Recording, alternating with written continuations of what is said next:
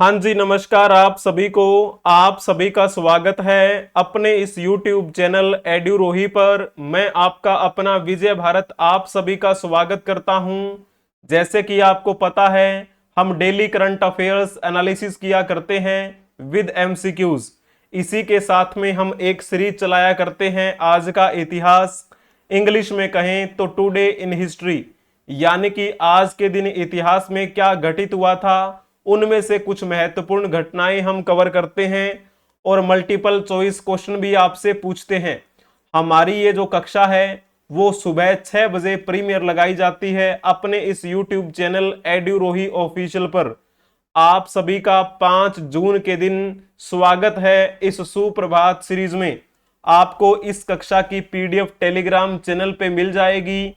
जितनी भी क्लासेस आज तक इस सुप्रभात सीरीज की हुई हैं उन सभी की PDF मैंने आपको प्रोवाइड करवा दी है टेलीग्राम चैनल पे, और वहां पर डेली एक मल्टीपल चॉइस क्वेश्चन भी आपको देखने को मिलता है। आपको सर्च करना है एड्यूरोही 24। इसके अलावा आप हमें Instagram, Twitter, x, WhatsApp channel पे भी फॉलो कर सकते हैं। सभी सोशल मीडिया प्लेटफॉर्म्स के लिंक आपको डिस्क्रिप्शन में मिल जाएंगे, वहां से डायरेक्ट आप हमें फॉलो कर सकते हैं। यदि आप इस YouTube चैनल पे नए हैं तो अपने इस YouTube चैनल को सब्सक्राइब कर लीजिएगा और अपने दोस्तों को भी शेयर कर दीजिएगा। जब आप YouTube पे जाएंगे तो वहां पर कम्युनिटी नाम का एक ऑप्शन आपको देखने को मिलेगा। उस कम्युनिटी बटन पर क्लिक करेंगे तो ढेरों सारे मल्टीपल चॉइस क्वेश्चन आपको देखने को मिलेंगे। उन क्वेश्चंस को भी अटेम्प्ट कीजिए और बताइएगा कि आपके कितने ठीक हुए। किसी भी परीक्षा की तैयारी से संबंधित जानकारी के लिए आप व्हाट्सएप के माध्यम से संपर्क कर सकते हैं 8307730527। अब हम चलते हैं हमारी इस कक्षा के भाग नंबर 1 की तरफ, यानी कि daily current affairs with analysis. तो इसमें क्या है, हम कुछ करंट अफेयर्स की न्यूज को कवर करते हैं, उसकी एनालिसिस करते हैं और मल्टीपल चॉइस क्वेश्चन भी कवर करते हैं। तो चलिए जी, पहली न्यूज आपके सामने दिखाई दे रही है। Israel embassies asked citizens to explore Indian beach after Maldives ban entry of Israeli. आपको पता है इजराइल और जो गाजा है, इजराइल गाजा क्षेत्र का युद्ध काफी लंबे समय से चल रहा है। इसी युद्ध के चलते हुए पूरे विश्व में आपको प्रभाव देखने को मिलता है। कुछ देश तो ऐसे हैं जो इजराइल के पक्ष में आ रहे हैं, कुछ देश ऐसे भी हैं जो इजराइल के विपक्ष में भी आ रहे हैं। पक्ष की बात करें तो आपको पता है अमेरिका ने अभी थोड़े ही दिन पहले बयान दिया था इजराइल के पक्ष में, और भारत का जो प्रभाव है वो भी इजराइल के पक्ष में ही जाता है। हालांकि भारत की जो नीति है, विदेश नीति, वो स्पष्ट इस प्रकार से नहीं है कि हम उस देश का समर्थन करते हैं या हम उस देश का समर्थन नहीं करते हैं। हम एक मध्यस्थता वाली नीति अपनाकर चलते हैं, लेकिन हमारा जो स्वभाव है वो अभी इजराइल की तरफ ही है। और आपको ये भी पता है इजराइल का हमारे लिए क्या महत्व है और इजराइल हमारे लिए क्या करता आया है काफी लंबे समय से। तो इस इजराइल और भारत के संबंधों की बातें तो फिर कभी कर लेंगे। अभी थोड़ा सा हम बात कर लेते हैं इसी इजराइल गाजा युद्ध के चलते क्या क्या प्रभाव देखने को मिला। तो इजराइल के विपक्ष में एक देश आया है जिसका नाम क्या है, मालदीव। ये वही मालदीव है जिसका अभी थोड़े ही दिन पहले भारत के साथ टकराव हुआ था, जब हमारे भारत के प्रधानमंत्री नरेंद्र मोदी लक्षद्वीप क्षेत्र में गए हुए थे और वहां पर उन्होंने फोटोशूट करवाया था। इसी वजह से ये मालदीव के जो हैं वो यहां पर एक विरोध के स्वर में दिखाई दिए थे हमें, है ना। तो अभी इजराइल गाजा युद्ध के चलते मालदीव ने क्या किया, इन्होंने इजराइल के लोगों को कहा कि हमारे देश में आने से पहले सोच लेना, यानी कि उनकी एंट्री बैन करने की बात कही मालदीव ने। अब मालदीव के इस बात से इजराइल को यह धक्का सा लगा। इजराइल ने फिर वही मुद्दा उठा दिया जो कुछ समय पहले भारत और मालदीव के बीच में चल रहा था, यानी कि पर्यटन की दृष्टि से लेकर। तो अभी हमारे भारत में इजराइल की जो एम्बेसी बनी हुई है, उस इजरायली एम्बेसी के द्वारा एक ट्वीट किया गया। उन्होंने कहा कि आप सभी को भारत में जाना चाहिए, भारत के जो समुद्री एरिया हैं उनको एक्सप्लोर करना चाहिए। तो ये जो न्यूज है वो आपको देखने को मिली थी परसों, हालांकि मैंने इस न्यूज को कवर नहीं किया था। तो फिर इसका जो ये परिणाम है कि इजरायली एम्बेसी जो इंडिया में है, उन्होंने कहा है कि आपको भारत के कुछ हिस्सों पे क्या करना चाहिए, पर्यटन की दृष्टि से वहां पर जाना चाहिए। उन्होंने कई नाम गिनवाए थे, जैसे कि आपको गोवा में जाना चाहिए, लक्षद्वीप क्षेत्र में जाना चाहिए, जो भी समुद्री एरिया है। यानी कि अब आप ये कह सकते हैं कि वो इनडायरेक्ट वे में मालदीव का विरोध कर रहे हैं इजराइल के लोग, और भारत का पक्ष भी ले रहे हैं। यही तो नीति होती है। और इजराइल के जो लोग हैं उनका पासपोर्ट भी इन्होंने क्या कर दिया था, मालदीव वालों ने बैन कर दिया था। तो इस प्रकार से ये बहुत ही अच्छी एक पहल जो इजराइल के द्वारा देखने को मिली है, और ये ट्वीट किया गया था इजरायली एम्बेसी के द्वारा। अब थोड़ा सा इजराइल के बारे में एक प्रश्न बता देंगे आप, उसके बाद में मैं मालदीव के बारे में एक प्रश्न आपसे पूछूंगा। निम्नलिखित में से कौन सा देशों का समूह इजराइल के साथ सीमा साझा करता है?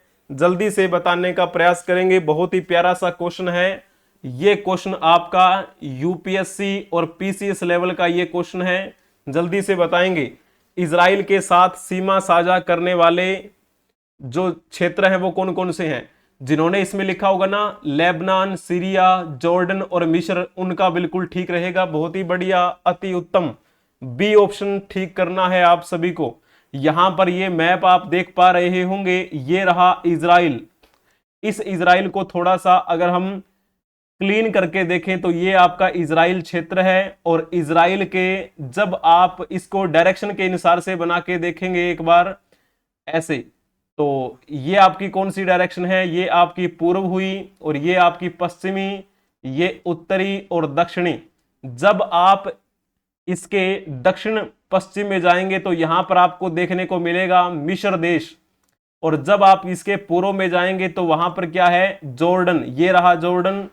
और जब आप इसके उत्तरी क्षेत्र में देखेंगे या फिर उत्तरी पूर्वी में, तो आपको वहां पर कौन सा देश मिलेगा?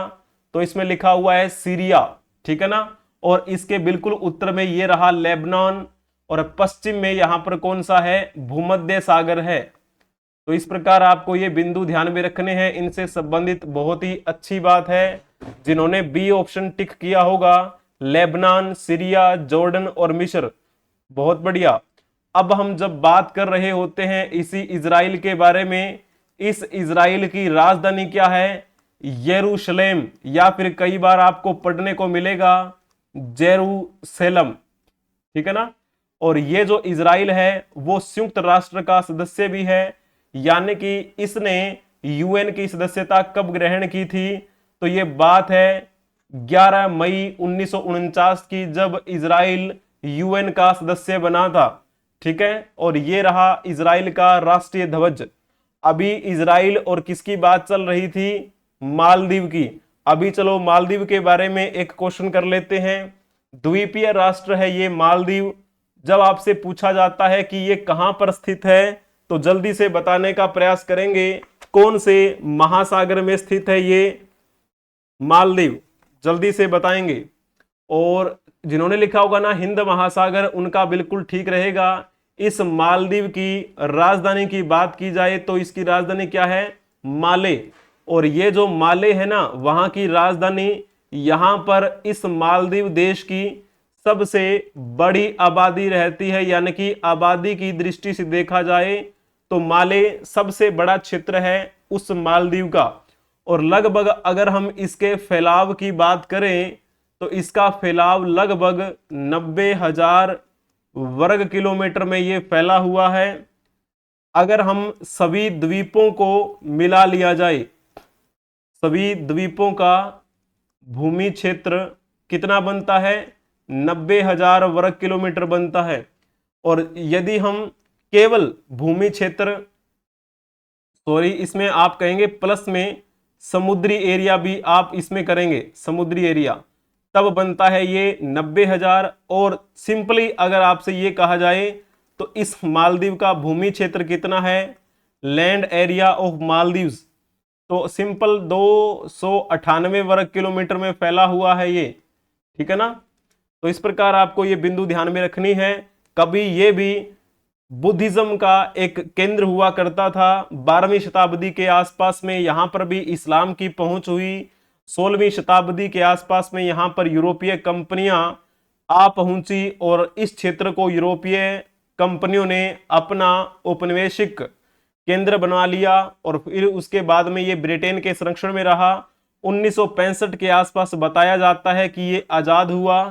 और यूएन का सदस्य कब बना था, ये 21 सितंबर 1965 को बना। तो यहां पर 21 सितंबर 1965 को यूएन की सदस्यता ग्रहण की किसने, मालदीव ने। और इस मालदीव की राजधानी क्या है, माले। और ये रहा मालदीव का राष्ट्रीय ध्वज, यहां पर आप देख सकते हैं, ये आपको दिखाई दे रहा होगा मालदीव। जब आप अपने भारत के भूमि क्षेत्र से लगभग दक्षिण पश्चिम में देखेंगे तो यहां पर आपको दिखाई देगा मालदीव। और ये मालदीव जो है वो किसकी दृष्टि से महत्वपूर्ण माना जाता है, इसकी अर्थव्यवस्था मूल रूप से पर्यटन पर ही निर्भर करती है।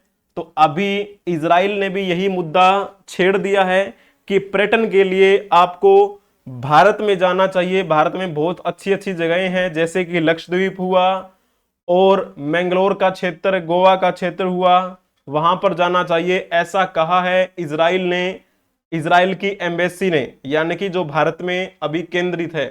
तो अब हम चलते हैं नेक्स्ट न्यूज की तरफ। इंडोनेशियाज mount Ibu erupts, sweeping red lava, thick ash and dark clouds into the sky।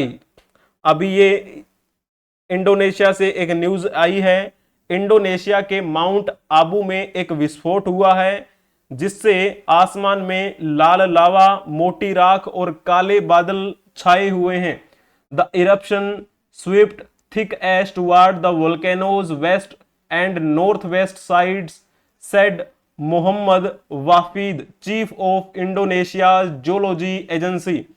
Indonesia के भूविज्ञान एजेंसी के प्रमुख मोहम्मद वाफिद ने कहा है कि विस्फोट से ज्वालामुखी के पश्चिम और उत्तर पश्चिम की ओर मोटी राख फैल गई है।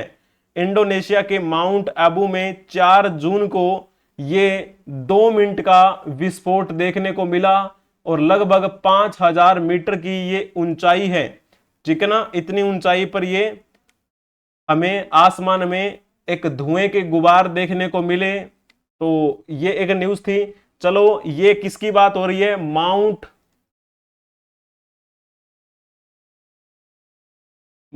इबू की बात हो रही है। अभी चलो हम द्वीपों की बात कर लेते हैं। थोड़ा सा इंडोनेशिया के द्वीप समूह के बारे में आपको बताना है, पश्चिम से पूर्व की ओर आपको बताना है, जल्दी से बताएंगे। बहुत ही प्यारा सा क्वेश्चन है, ये भी आपका क्वेश्चन पूछा गया था एक बार। इंडोनेशिया के द्वीप समूह में पश्चिम से पूर्व दिशा की ओर सही क्रम निम्नलिखित में से कौन सा है, जल्दी से बताएंगे। सुमात्रा, जावा, बाली, लोम्बोक, बता दीजिएगा कौन सा इसमें ठीक रहेगा। तो बिल्कुल सही बताया है, जिन्होंने टिक किया होगा ऑप्शन ए, अति उत्तम। और ये जो क्वेश्चन है आपका पूछा गया था एक बार यूपी पीएससी में, ठीक है ना। तो थोड़ा सा अगर हम इंडोनेशिया के बारे में बात करें, यहां पर आप देख पा रहे होंगे, ये रहा इंडोनेशिया। इंडोनेशिया ये जो अपना ओशिनिया महाक्षेत्र है उसमें देखने को मिलता है और कुछ हिस्सा इसका यहां पे हिंद महासागर के साथ टच होता है, हिंद महासागर। और भारत के कौन सी डायरेक्शन में पड़ता है, तो भारत के ये दक्षिण पूर्व में पड़ता है। तो ये पॉइंट आपको ध्यान में रखना है। और इस इंडोनेशिया की अगर बात कही जाए तो इस इंडोनेशिया का राष्ट्रीय ध्वज आप देख पा रहे होंगे। इसकी राजधानी पहले जकार्ता हुआ करती थी, अब इसकी नई राजधानी बना दी गई है नूसंतारा। और यह भी संयुक्त राष्ट्र का सदस्य है। इंडोनेशिया ने संयुक्त राष्ट्र की सदस्यता 28 सितंबर 1950 को ग्रहण की थी। ठीक है ना। तो थोड़ा सा हम इस इंडोनेशिया के बारे में और अगर जानने का प्रयास करें, इंडोनेशिया तो लगभग आप ये कह सकते हैं कि काफी द्वीपों से मिलकर बना हुआ है। ये 17,000 प्लस में द्वीप हैं। ये 17,000 प्लस द्वीपों का समूह है ये इंडोनेशिया। मूल रूप से अगर देखा जाए तो यहां पर इस्लाम बहुल्य लोग रहा करते थे अब भी। ठीक है ना। और जैसे सबसे पहले अगर पश्चिम दिशा की बात करें तो इसमें कौन सा आएगा, सुमात्रा। और सुमात्रा के बाद में आपको देखने को मिलेगा जावा, और जावा के बाद में आपको बाली, और बाली के सबसे पूर्व में आपको देखने को मिलेगा लंबोक। तो इस प्रकार से ये क्रम है पूर्व से पश्चिम की तरफ, सॉरी पश्चिम से पूर्व की तरफ डायरेक्शन के हिसाब से मैंने यहां पर ये नाम लिख दिए हैं। यूपी पीसीएस में पूछा गया था ये। और जब हम बात कर रहे होते हैं सुमात्रा के बारे में तो नॉर्मल सी बात है, यह जावा के पश्चिम में पड़ता है और मलय प्रायद्वीप के दक्षिण में है। और यहां पर उबड़ खाबड़ उष्ण कटिबंधीय इलाके हैं, सुलगते हुए ज्वालामुखियों के लिए प्रसिद्ध है ये सुमात्रा। और जब हम जावा की बात कर रहे होते हैं तो ये सुमात्रा और बाली के क्या है, बीच में पड़ता है। और यहां पर यानी कि जावा में क्या है, ज्वालामुखी बिंदीदार द्वीप कहलाता है ये। ज्वालामुखी बिंदीदार द्वीप कौन सा है, तो आप लिख देना नाम जावा का। और जब हम बाली की बात कर रहे होते हैं तो जावा के ये पूर्व में पड़ता है और लोम्बोक के पश्चिम में देखने को मिलता है। और ये बाली किसके लिए प्रसिद्ध है, तो ये पर्यटन की दृष्टि से बड़ा महत्वपूर्ण माना जाता है इंडोनेशिया में। लंबोक की बात की जाती है तो लंबोक बाली के पूर्व में है और ये भी क्या है, छोटे छोटे द्वीपों से घिरा हुआ है, छोटे छोटे द्वीपों से घिरा हुआ। और कई जगह पर इसे एक नया नाम भी दिया जाता है, इसे गिल्ली कहा जाता है और गिल्ली वहां का स्थानीय नाम है ये। ठीक है। तो अब हम चलते हैं नेक्स्ट न्यूज की तरफ। आप सभी को पता है अभी लोकसभा के चुनाव हो रहे थे और चुनाव संपन्न भी हो गए, कल रिजल्ट भी आ गया है। लोकसभा चुनाव 2024, आपको पता है जब ये लोकसभा चुनाव अभी पूरे के पूरे आ चुके हैं, रिजल्ट पूरा आ चुका है, तो कौन सी लोकसभा का गठन होगा ये, तो आप कहेंगे 18वीं लोकसभा का गठन होगा।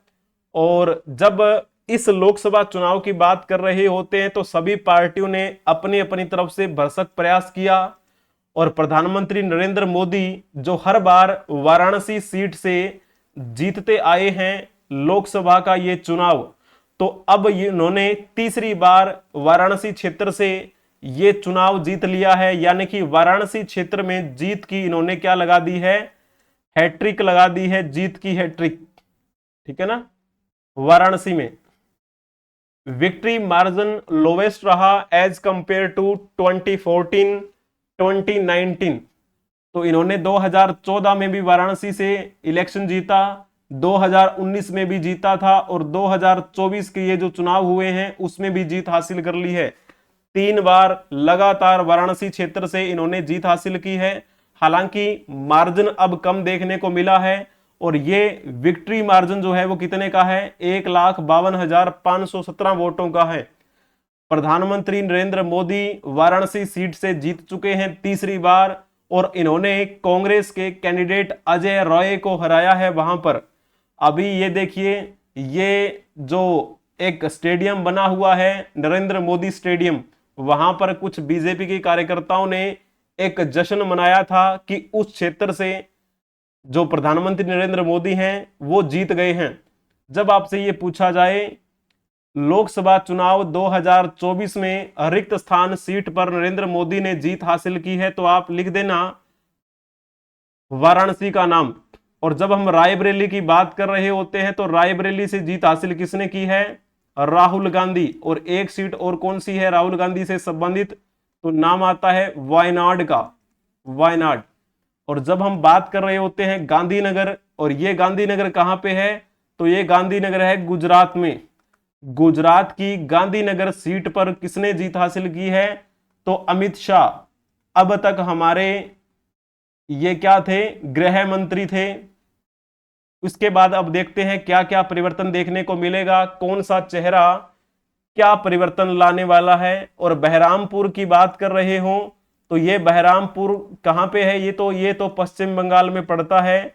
और यहां पे पश्चिम बंगाल में एक पार्टी है, और उस पार्टी की तरफ से क्रिकेटर लड़े थे, और उनका नाम क्या था, यूसुफ पठान।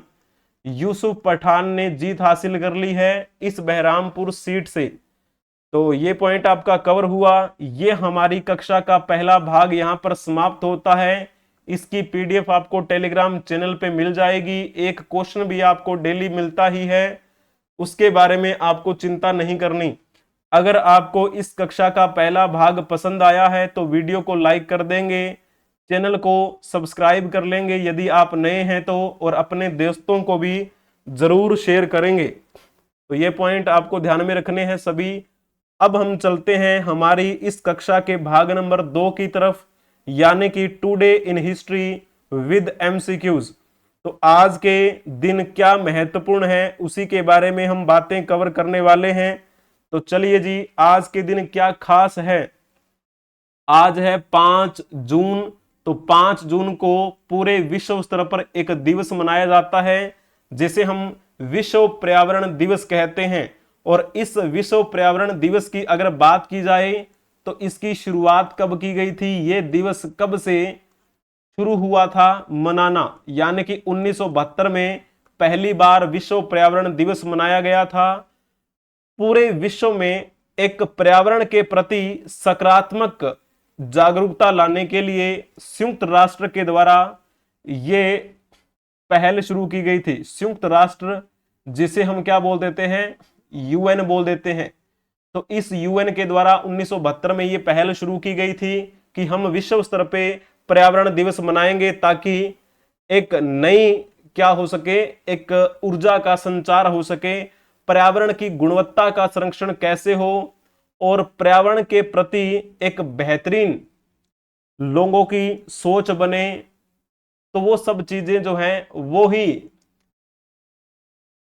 इसका मुख्य उद्देश्य है। तो और मान के चलो कि पर्यावरण में नुकसान भी तो बहुत होता है। हम अपने कार्यों को पूरा करने के लिए पर्यावरण को नुकसान पहुंचाते हैं। पर्यावरण प्रदूषण बड़ी तेजी के साथ कर रहे हैं। तो पर्यावरण प्रदूषण पर नियंत्रण पा लेना ये भी इस दिवस मनाने का एक उद्देश्य है। ठीक है, राष्ट्रव्यापी कार्यक्रम की योजना बनाना, उसे कार्यान्वित करना, ये सब इस विश्व पर्यावरण दिवस के ही क्या है, उद्देश्य हैं। पर्यावरण प्रदूषण की समस्या पर 1972 में संयुक्त राष्ट्र संघ ने स्टॉकहोम, जो कि स्वीडन में पड़ता है, वहां पर विश्व भर के देशों का पहला पर्यावरण सम्मेलन आयोजित किया गया था। और उसमें 119 देशों ने भाग लिया था। और उसी में क्या किया था, पहली बार एक ही पृथ्वी का सिद्धांत मान्य किया गया, यानी कि हमारी पृथ्वी जो है उसकी हमें रक्षा करनी है, और इसी पृथ्वी के हम सारे के सारे क्या हैं, मनुष्य हैं। तो विश्व पर्यावरण दिवस कब मनाया जाता है, तो 5 जून को मनाया जाता है। यह बात आपको बिल्कुल ध्यान में रखनी है, कभी भी आपको यह नहीं भूलना। अब हम चलते हैं जिनकी आज के दिन जिनकी जयंती है, तो सबसे पहले नाम आएगा योगी आदित्यनाथ। योगी आदित्यनाथ, इनके बारे में तो आपने नाम भरपूर सुना होगा। और इनका जन्म आज ही के दिन हुआ था, 5 जून 1972 को हुआ, गढ़वाल में। और ये गढ़वाल क्षेत्र कहां पड़ता है, तो ये तो उत्तराखंड में पड़ता है। तो उत्तराखंड की भूमि गढ़वाल में इनका जन्म हुआ था, योगी आदित्यनाथ का। और ये कौन सी पार्टी से संबंधित हैं, तो ये बीजेपी से संबंधित हैं। और ये यूपी के वर्तमान में सीएम हैं। Chief minister of Uttar Pradesh Yogi Adityanath का आज जन्मदिन है, उनको बहुत बहुत बधाई हो, एक अच्छे लेखक भी रहे। चलो जी, अभी एक प्यारा सा क्वेश्चन बताएंगे योगी आदित्यनाथ के बारे में। तो यहां पर आपको 4 पॉइंट दिए गए हैं, उनमें से आपको ढूंढना है कि कौन सा या फिर कौन से पॉइंट ठीक है। पहला पॉइंट पढ़ के देखोगे, योगी आदित्यनाथ का मूल नाम विजय सिंह बिष्ट है क्या? आप कहेंगे जी नहीं, इनका नाम तो विजय सिंह बिष्ट नहीं है, इनका नाम है अजय सिंह बिष्ट। तो पहला पॉइंट क्या हो गया? पहला पॉइंट हो गया गलत। दूसरा पॉइंट देखो, योगी आदित्यनाथ एक व्यक्ति के रूप में उत्तर प्रदेश के 22वें मुख्यमंत्री है क्या? आप कहेंगे जी नहीं, ये भी गलत हो गया, क्योंकि ये तो उत्तर प्रदेश के व्यक्तिगत रूप से देखा जाए तो वहां के ये 21वें मुख्यमंत्री हैं। ठीक है। उसके बाद अगर तीसरे पॉइंट के बारे में अगर जानने का प्रयास करें, योगी आदित्यनाथ गोरखनाथ मंदिर के पूर्व महंत अवैधनाथ के उत्तराधिकारी हैं। हाँ, ये बात ठीक है। योगी आदित्यनाथ ने अप्रैल 2002 में श्री राम नवमी के अवसर पर हिंदू संगठन हिंदू युवा वाहिनी की स्थापना की थी। ये बात भी बिल्कुल ठीक लिखी हुई है। पहले 2 पॉइंट तो लिखे हुए हैं गलत, और दूसरे नेक्स्ट 2 पॉइंट्स है ना, वो ठीक लिखे हुए हैं। यानी कि तीसरा और चौथा ऑप्शन जो है वो बिल्कुल ठीक लिखा हुआ है। वर्तमान में उत्तर प्रदेश के सीएम योगी आदित्यनाथ का जन्म है आज, और ये उत्तर प्रदेश के 21वें मुख्यमंत्री के रूप में कार्यभार संभाले हुए हैं। और जब ये बात की जाती है तो इन्होंने सबसे पहले चुनाव कहां लड़ा था? तो 1998 में इन्होंने लोकसभा का चुनाव लड़ा था, लोकसभा चुनाव। और यह चुनाव इन्होंने कौन सी सीट से लड़ा था? तो गोरखपुर सीट से, और बहुत ही कम अंतर के साथ उन्होंने जीत दर्ज कर ली थी। लेकिन उसके बाद में हर चुनाव जैसे ही हुआ उसमें ये जीतते ही चले गए। चाहे हम बात करें 1999, 98, 99 में, और उसके बाद 2004 में, 2009 में, 2014 में भी ये सांसद बने थे। ठीक है ना। तो ये कुछ बिंदु इनसे संबंधित आपको ध्यान में रखने हैं। अब चलो जी, नेक्स्ट पॉइंट के बारे में हम जानने का प्रयास करते हैं। आप सभी को पता है इलेक्शन अभी हो चुके हैं, कल रिजल्ट भी आ चुका है, 4 तारीख को रिजल्ट आना था, सो आ गया।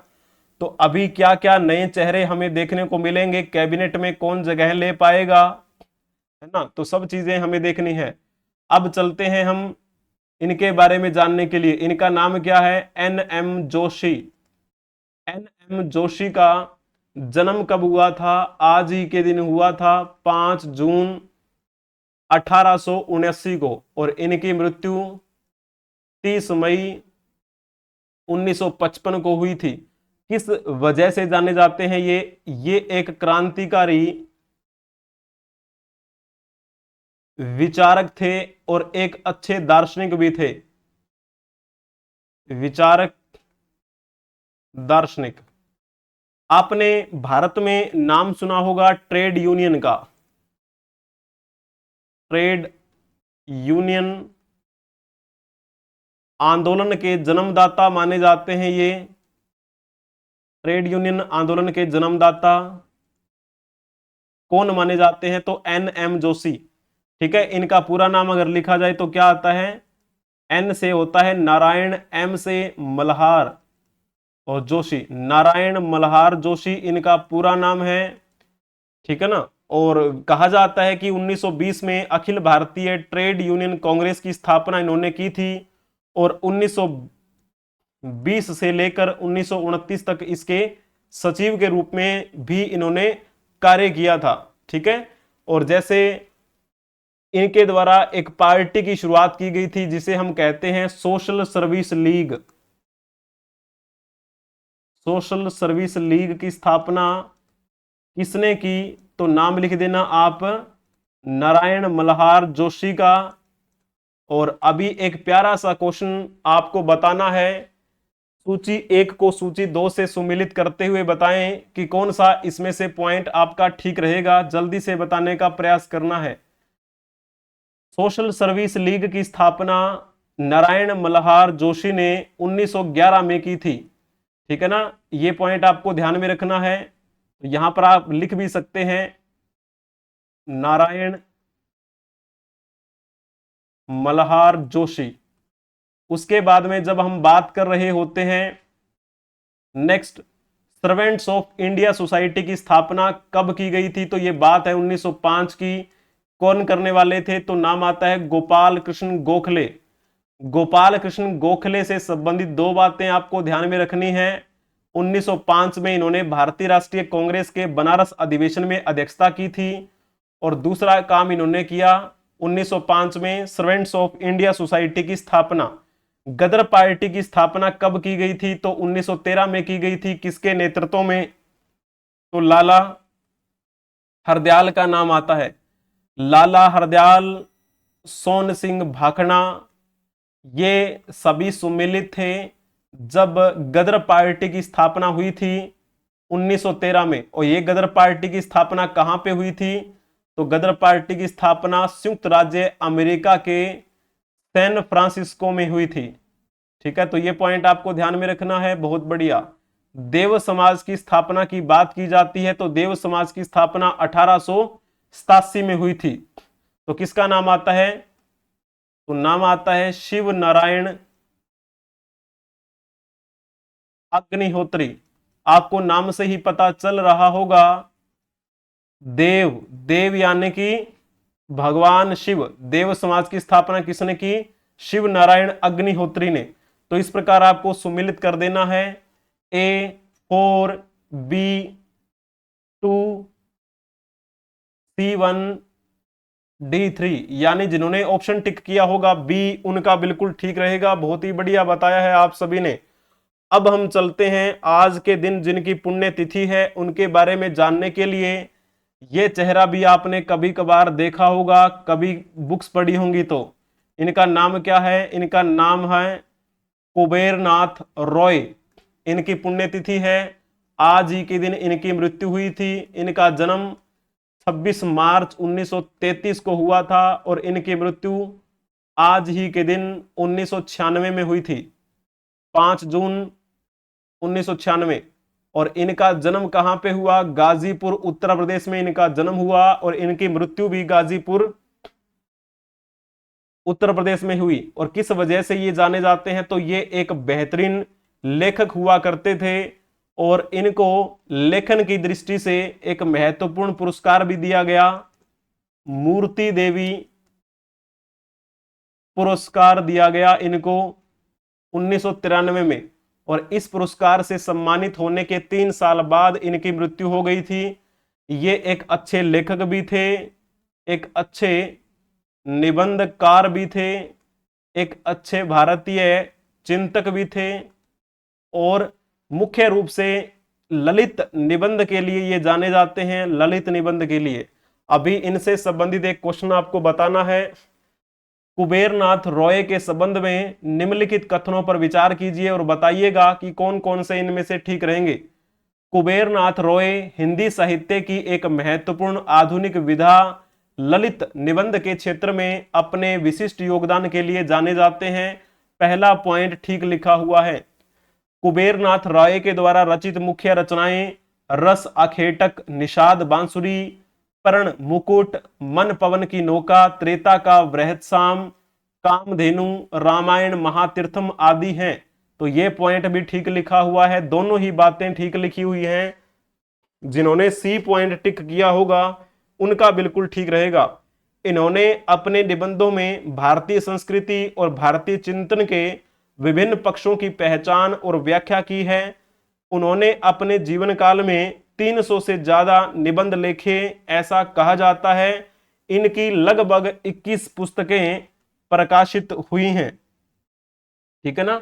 और जैसे बात कर रहे होते हैं, यहां पे लिखा हुआ ना कामधेनु, ये जो कामधेनु निबंध संग्रह है इन्होंने लिखा, इसकी वजह से इनको क्या दिया गया था, इनको ज्ञानपीठ पुरस्कार से सम्मानित किया गया था उनकी इस वजह से।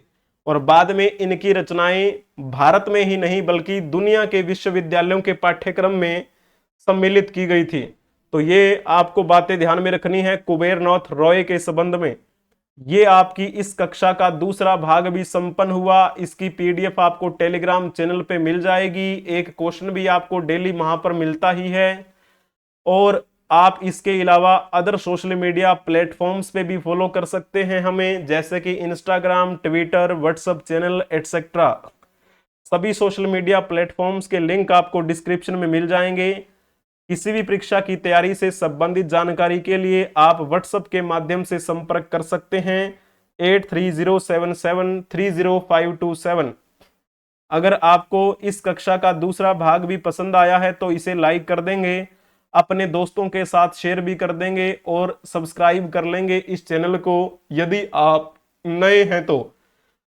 Thank you for watching, like share and subscribe edu Rohit 24। हम मिलेंगे नेक्स्ट क्लास में, तब तक के लिए आप हंसते रहें, मुस्कुराते रहें, पढ़ते रहें, खिलखिलाते रहें। जय हिंद, जय भारत, वंदे मातरम।